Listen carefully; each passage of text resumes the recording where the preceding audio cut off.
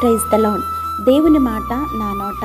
ఈ దినము దేవుడు మనకిస్తున్నటువంటి మాట యోహాను సువార్త 16వ అధ్యాయము 22వ వచనము నుంచి చూసుకుంటే, మీ సంతోషమును ఎవడును మీ యొద్ద నుండి తీసివేయడు.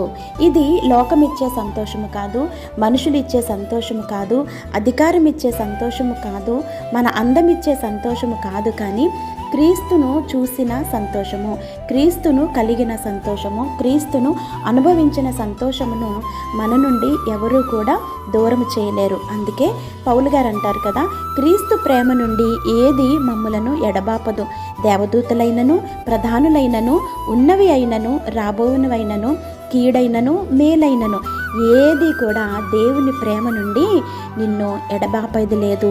దేవుని ప్రేమ నుండి నిన్ను దూరం చేసేది ఏదీ లేదు. అందుకే మరియా ఉత్తమమైన దాన్ని ఎన్నుకుంది, దాన్ని ఎవరు ఆమె యొద్ద నుండి తీసివేయలేరు.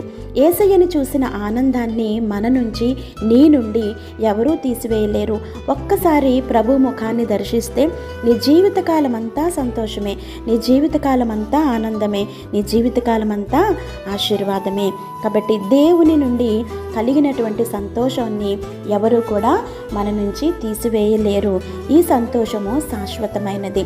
దేవుడు ఈ మాటను మన జీవితాలలో నెరవేర్చునుగాక. ఆమేన్.